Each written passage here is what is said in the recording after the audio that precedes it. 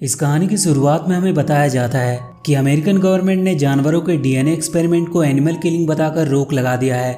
वहीं हम एक स्पेस स्टेशन को देखते हैं जिसमें एक प्राइवेट कंपनी गवर्नमेंट से छुपकर डीएनए एक्सपेरिमेंट कर रही होती है। लेकिन एक्सपेरिमेंट में आई गड़बड़ी की वजह से सारे क्रू मेंबर मारे जाते हैं और अब सिर्फ एक साइंटिस्ट ही बची होती है।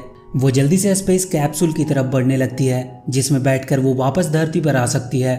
लेकिन जब वो कैप्सूल तक पहुंचती है तो उसका दरवाजा खुल नहीं रहा होता है क्योंकि वो कंपनी के सीईओ के कंट्रोल में होता है। और उस कंपनी के सीईओ उस साइंटिस्ट से बोलती है कि अगर तुम्हें सही सलामत वापस आना है तो तुम्हें अपने साथ वो एक्सपेरिमेंट का सीरम भी लाना होगा क्योंकि इसमें उनका काफी पैसा लगा है। अब वो साइंटिस्ट अपनी जान पर खेलकर वो सीरम लाने निकल पड़ती है और यहाँ पर एक बड़ा सा चूहा भी आ जाता है जो उस पर हमला करना चाहता है। दरअसल ये लोग इसी चूहे पर एक्सपेरिमेंट कर रहे होते हैं जिसकी वजह से ये चूहा बड़ा और एग्रेसिव हो गया था। अब वो साइंटिस्ट किसी तरह सीरम की बोतल लेकर चूहे से बचते हुए कैप्सूल तक आ जाती है और उस कैप्सूल में बैठकर उसे स्पेस स्टेशन से अलग कर लेती है। और अगले ही पल एक जोरदार धमाके के साथ पूरा स्पेस स्टेशन बर्बाद हो जाता है। वहीं जब उस साइंटिस्ट का कैप्सूल अर्थ के एटमॉस्फेयर में इंटर करता है तो उसमें भी आग लग जाती है जिसमें वो साइंटिस्ट मारी जाती है और उसके तीनों सीरम के कंटेनर अर्थ की तरफ गिरने लगते हैं। अगले सीन में हम डेविस को देखते हैं जो San Diego wildlife sanctuary में काम करता है। आज वो अपने 2 नए एम्प्लॉयर्स को गोरिल्ले के बिहेवियर को समझने के लिए उनके पास लाया होता है। लेकिन वहाँ का एक गोरिल्ला जो यहाँ पर कुछ ही दिन पहले आया होता है वो उनमें से एक एम्प्लॉय पर अटैक कर देता है। लेकिन तभी वहाँ पर एक सफेद गोरिल्ला आ जाता है जो उसे बचा लेता है। इस सफेद गोरिल्ला का नाम जॉर्ज होता है। जॉर्ज वहाँ के बाकी गोरिल्लों के मुकाबले काफी समझदार होता है और वो डेविस से इशारों में बातें भी करता है और वो डेविस को अपना एक अच्छा दोस्त भी मानता है। अगले सीन में हम डीएनए सीरम को देखते हैं जो साइंटिस्ट के कैप्सूल के क्रैश होने के बाद तेजी से धरती की तरफ बढ़ रहे होते हैं। एक सीरम नदी में गिरता है जिससे एक मगरमच्छ इन्फेक्ट हो जाता है। वहीं दूसरा सीरम एक जंगल में गिरता है जो एक भेड़िए को इन्फेक्ट कर देता है और तीसरा सीरम डेविस के टेरिटरी में गिरता है जो जॉर्ज को इन्फेक्ट कर देता है। अब अगले दिन डेविस को पता चलता है कि जॉर्ज ने आज एक भालू को मार दिया है तो वो जॉर्ज से मिलने के लिए उसके पास जाता है क्योंकि इससे पहले कभी जॉर्ज ने किसी जानवर को नहीं मारा होता है। जब डेविस जॉर्ज के पास पहुंचता है तो वो ये देखकर पूरी तरह से हैरान हो जाता है कि सिर्फ एक ही रात में जॉर्ज दुगुना बड़ा हो गया था और अब वो पहले से कहीं ज्यादा अग्रेसिव भी लग रहा था। यहाँ पर डेविस को सीरम का बॉक्स भी मिलता है जिसे वो अपने पास रख लेता है। वहीं दूसरी तरफ हम एवरग्रीन कंपनी के सीईओ क्लेयर को देखते हैं।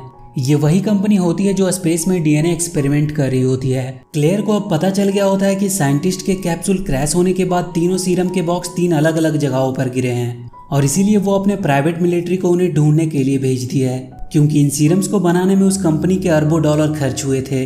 अगले सीन में हम केट को देखते हैं जो कभी उसी कंपनी में काम किया करती थी। वो टीवी पर आ रही न्यूज में देखती है जिसमें बताया जा रहा होता है कि कल रात आसमान से एक उल्का पिंड गिरा और आज एक गोरिल्ला बहुत एग्रेसिव हो गया और वो अपने साइज से काफी बड़ा हो गया है। ये देखकर केट समझ जाती है कि इसमें उसी कंपनी का हाथ है और वो जल्दी से वहां से निकल जाती है।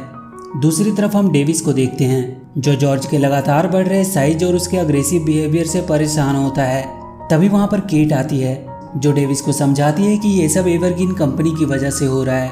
वो डेविस को बताती है कि वो कंपनी जानवरों के डीएनए के साथ छेड़छाड़ करके एक नए डीएनए बनाने पर एक्सपेरिमेंट कर रही थी और जॉर्ज का ये हाल उसी डीएनए सीरम की वजह से हुआ है।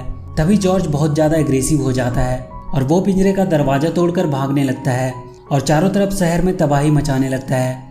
लेकिन किसी तरह डेविस जॉर्ज को कंट्रोल करता है पर तभी वहां पर मिलिट्री के लोग आ जाते हैं जो जॉर्ज को बेहोश करके उसे अपने साथ ले जाते हैं। वहीं दूसरी तरफ हम क्लेयर के प्राइवेट मिलिट्री को देखते हैं जो जंगल में सीरम को ढूंढ रहे होते हैं। तभी वहां पर वो भेड़िया आ जाता है जो सीरम के संपर्क में आने की वजह से इन्फेक्टेड हो गया था और इस समय वो बहुत विशाल जानवर बन गया होता है और साथ ही वो बहुत एग्रेसिव भी होता है जो एक एक करके क्लेयर के सभी लोगों को मार देता है। इधर डेविस और केट को पुलिस गिरफ्तार करके जॉर्ज के साथ शहर से बाहर ले जा रहे थे क्योंकि गवर्नमेंट को शक होता है कि जॉर्ज के इस हालत के पीछे इन्हीं दोनों का हाथ है।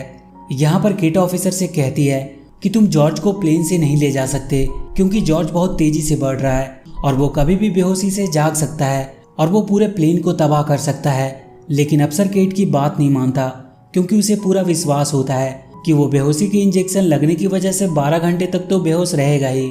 इसके बाद हम क्लेयर को देखते हैं जो अपने पार्टनर को समझा रही होती है कि उन्होंने जो डीएनए सीरम बनाया था जिसमें उन्होंने कुछ ऐसे जीन मिलाए थे जिसकी वजह से उस सीरम से इन्फेक्टेड जानवर लो फ्रिक्वेंसी की रेडियो तरंगों की तरफ खींचे चले आएंगे और इसीलिए वो लो फ्रिक्वेंसी की मदद से उन्हें अपने पास बुला सकते हैं और उन्हें बेहोश करके उनके ब्लड से सीरम हासिल कर सकते हैं। इसके बाद क्लेयर लो फ्रिक्वेंसी की साउंड को रिलीज कर देती है। वहीं दूसरी तरफ हम उस विशालकाय भेड़िए को देखते हैं जो शहर के चारों तरफ तबाही मचा रहा होता है। लेकिन जब वो लो फ्रिक्वेंसी रेडियो सिग्नल को सुनता है तो वो उसकी तरफ बढ़ने लगता है। और इधर हम नदी में एक बड़े से क्रोकोडाइल को देखते हैं जो सीरम के गिरने की वजह से इन्फेक्टेड हो गया था और वो भी एक खतरनाक क्रोकोडाइल में बदल चुका था। वो भी सिग्नल टावर की तरफ बढ़ने लगता है। इसके बाद हम जॉर्ज को देखते हैं जो अब तक बेहोश होता है, लेकिन जैसे ही वो रेडियो सिग्नल को सुनता है तो उसे होश आने लगता है और उसके बाद वो प्लेन में तबाही मचाना शुरू कर देता है। और इसी दौरान जब एक सोल्जर जॉर्ज को रोकने के लिए उस पर फायर करता है तो वो मिस हो जाता है और वो गोली प्लेन में रखे डायनामाइट पर लगती है, जिससे प्लेन में एक जोरदार धमाका होता है और उस प्लेन का एक हिस्सा पूरी तरह से टूट जाता है।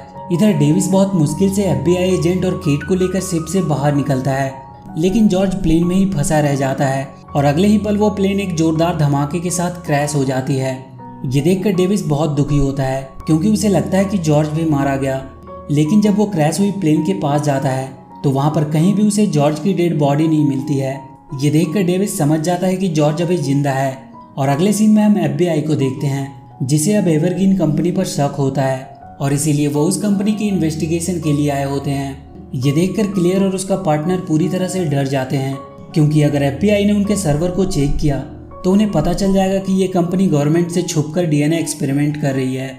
वहीं डेविस अब केट से नाराज होता है क्योंकि उसे पता चल गया होता है कि जॉर्ज की इस हालत के पीछे केट का भी हाथ है, क्योंकि वो उस कंपनी में हेड साइंटिस्ट के रूप में काम करती थी। डेविस केट को बताता है कि जब जॉर्ज छोटा था तो वो उसे अफ्रीका के जंगलों में मिला था जहाँ पर शिकारी उसकी आंखों के सामने उसकी मॉम को काट रहे थे और वो डरा हुआ एक गाड़ी के पीछे छुपा था और वहीं से उसने उसे रेस्क्यू किया था और आज उसकी वजह से उसका ये हाल है। इस पर केट जॉर्ज को बताती है कि वो अपने कॉलेज में एनिमल साइंस की पढ़ाई कर रही थी और वो बहुत खुश थी, लेकिन एक दिन उसे पता चला कि उसके भाई को कैंसर है और इसीलिए उसने अपने भाई की जान बचाने के लिए एवरग्रीन कंपनी में काम करने लगी और अलग अलग एनिमल के DNA को मिलाकर अपने भाई को बचाने के लिए दवा बनाने की कोशिश करने लगी। लेकिन वो ऐसा करने में कामयाब ना हो सकी और उसका भाई मारा गया।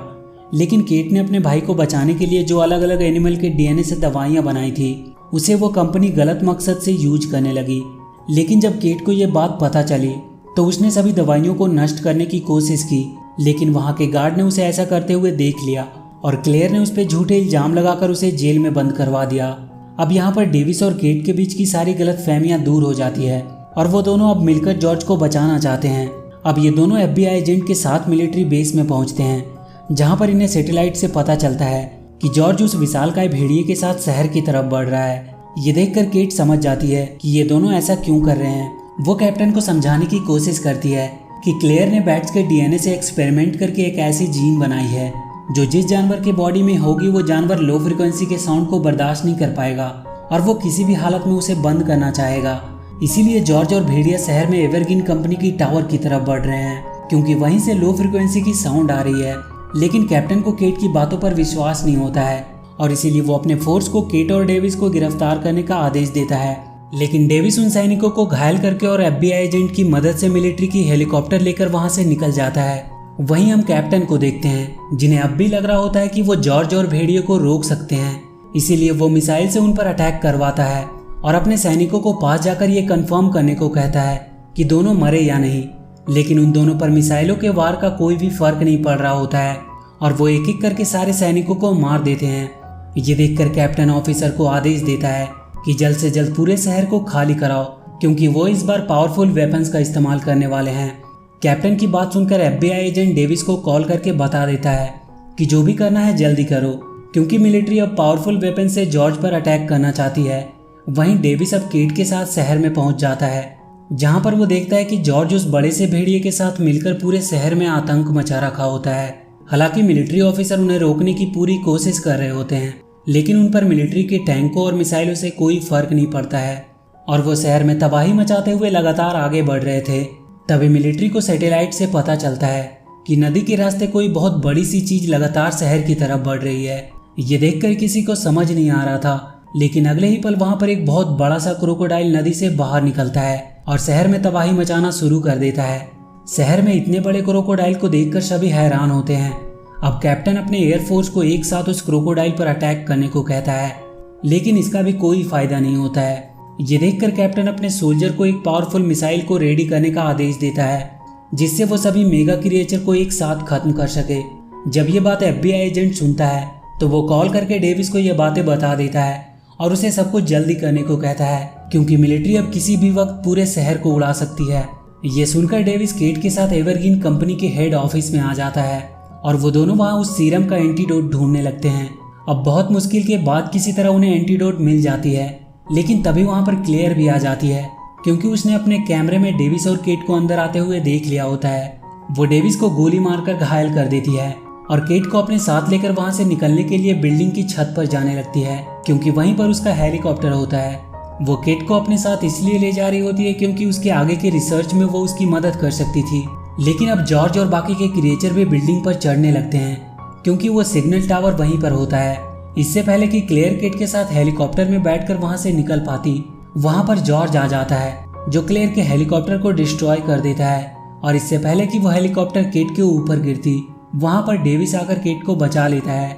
यहाँ पर केट ने एक एंटीडोट चुपके से छिपा कर रखा होता है, जिसे वो क्लेयर के जेब में डालकर उसे जॉर्ज की तरफ धक्का दे देती है और अगले ही पल जॉर्ज क्लेयर को पूरा का पूरा उठाकर निगल जाता है और इस प्रकार एंटीडोट जॉर्ज की बॉडी में चली जाती है। इसके बाद हम FBI एजेंट को देखते हैं, जो क्लेयर के पार्टनर को सबूत ले जाते हुए पकड़ लेते हैं और उससे उसके सारे सबूत हासिल कर लेते हैं। वो एजेंट को सारे सबूत सौंप कर बिल्डिंग से बाहर निकल आता है, लेकिन तभी उसके ऊपर एक बड़ा सा पत्थर आकर गिरता है, जिसकी वजह से उसकी वहीं पर मौत हो जाती है। अब क्योंकि एंटीडोट को काम करने में 10 मिनट का समय लगता है, इसीलिए जॉर्ज अब भी बहुत ज्यादा अग्रेसिव होता है और अब क्रोकोडाइल और भेड़िया भी बिल्डिंग में घुस जाते हैं, जिससे पूरी बिल्डिंग नीचे गिरने लगती है। लेकिन डेविस उस हेलीकॉप्टर में बैठकर केट को लेकर वहां से निकलने की कोशिश कर रहा होता है और अगले ही पल पूरी की पूरी बिल्डिंग गिर जाती है, जिसकी वजह से डेविस का हेलीकॉप्टर भी क्रैश हो जाता है। लेकिन डेविस और केट इस क्रैश में बच जाते हैं और डेविस देखता है कि जॉर्ज बाकी के मेगा क्रिएचर के साथ उस बिल्डिंग के नीचे दब गया होता है। लेकिन अगले ही पल जॉर्ज बिल्डिंग से बाहर निकलता है और अब वो एंटीडोट की वजह से ठीक भी हो गया था। ये देखकर डेविस बहुत खुश होता है, लेकिन तभी क्रोकोडाइल और भेड़िया भी बिल्डिंग के नीचे से बाहर निकलते हैं। अब क्योंकि जॉर्ज नॉर्मल हो चुका था, इसीलिए डेविस जॉर्ज के साथ मिलकर उस भेड़िया और क्रोकोडाइल को हराने के लिए निकल पड़ता है। वहीं दूसरी तरफ हम मिलिट्री को देखते हैं, जो शहर में ब्लास्ट करके उस तीनों मेगा क्रिएचर को मारने के लिए लगातार आगे बढ़ रही होती है। अब डेविस जॉर्ज और क्रोकोडाइल की मदद से भेड़िए को तो मार देता है, लेकिन क्रोकोडाइल को मारना बहुत मुश्किल होता है, क्योंकि उसके बॉडी के ऊपरी सतह पर ठोस कवच होता है, जिसकी वजह से उस पर मिसाइल और बुलेट्स का भी कोई असर नहीं होता है। यहाँ पर जॉर्ज और क्रोकोडाइल के बीच एक डेडली फाइट होने लगती है, लेकिन क्रोकोडाइल लगातार जॉर्ज पर भारी पड़ रहा था। ये देखकर डेविस क्रोकोडाइल को डिस्ट्रैक्ट करने के लिए उस पर आर्मी के टैंक से वार करने लगता है और ये देखकर क्रोकोडाइल जॉर्ज को छोड़कर डेविस की तरफ बढ़ने लगता है। लेकिन इससे पहले कि वो डेविस को मारता, जॉर्ज एक बड़ी सी रॉड को उसकी आंखों के आर पार कर देता है, जिससे उसकी वहीं पर मौत हो जाती है। और जब कैप्टन ये देखता है कि डेविस ने जॉर्ज के साथ मिलकर बाकी के दोनों जीवों को मार दिया है, तो वो समझ जाते हैं कि जॉर्ज अब डेविस के कंट्रोल में है और इसीलिए वो मिलिट्री को जॉर्ज पर अटैक करने से रोक देता है। और इस प्रकार जॉर्ज और डेविस मिलकर बहुत मुश्किल से शहर को तबाह होने से बचा लेते हैं। और इसी के साथ ये मूवी यहीं पर खत्म हो जाती है। तो वीडियो अगर अच्छी लगी हो तो please do like and share the video and please subscribe to my channel and press that bell icon